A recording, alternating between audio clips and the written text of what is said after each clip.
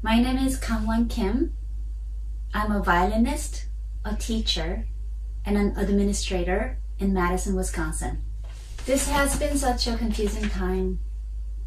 There's so much bad news every day. I started hearing about the coronavirus from my family in Korea back in February. And I have to say, honestly, things have not gotten much better since then. I remember the first month of quarantine was very difficult for me. I had a lot of negative feelings inside me. There was so much anxiety everywhere, and it seemed that the whole world was going through a concussion together.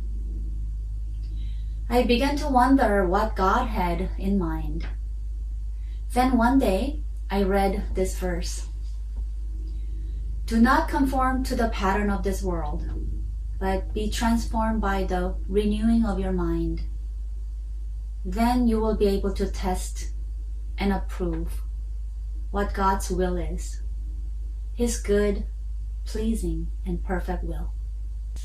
For me, how I feel depends so much on what I read and what I listen to.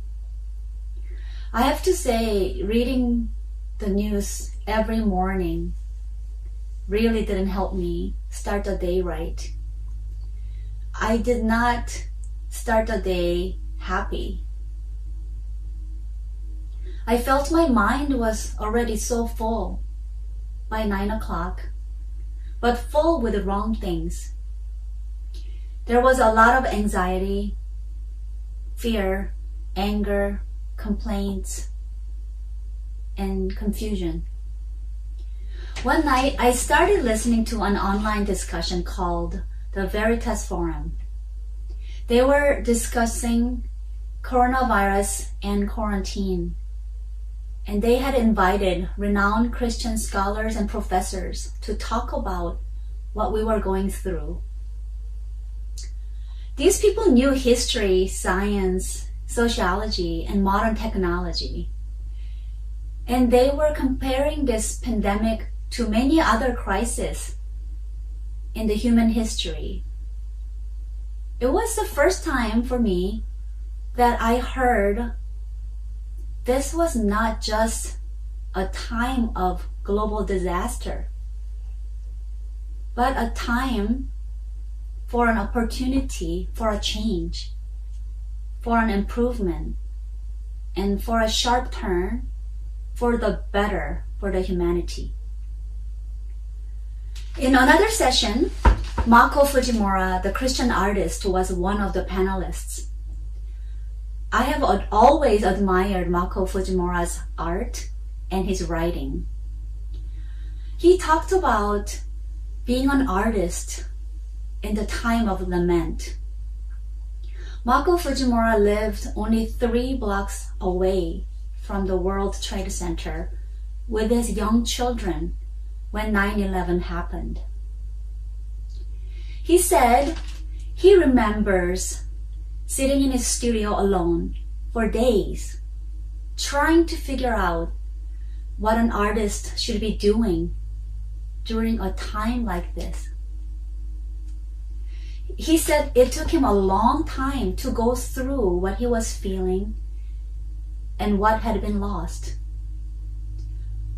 For almost 20 years, he has been living the trauma, and he said he may be still living that trauma. But what he said was remarkable. The trauma did not stop him from creating art. Rather, the suffering and the trauma became the fuel for him and for his creativity. And he called that being an artist in time of lament. He mentioned that the most distinguished creation in cultural history, artists and writers alike, happened during the trauma. Writers like Shakespeare, Hemingway, C.S. Lewis wrote directly out of their own traumas. When I think of it, Mozart wrote that beautiful E minor violin sonata after he lost his mother. Apostle Paul wrote many letters that inspired so many people throughout generations while he was in prison.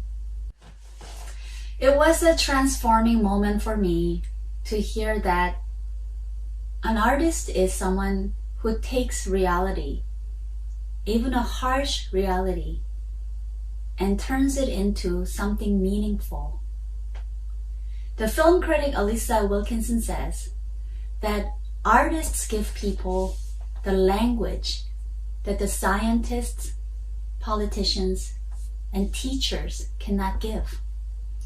I thought to myself, isn't that wonderful that I know the language of music and I can give others a way to express themselves or feel with me what they are going through. From then on, I watched and listened to things that truly inspired me. I searched for things that were good for my soul. I'm sure some of you watched the series called Some Good News. I cried watching every episode, seeing how the neighbors supported a young cancer survivor, how an old couple sang together even though the window was in the middle and they could not touch each other. I cried seeing neighbors, friends coming together just from afar, supporting the frontline workers.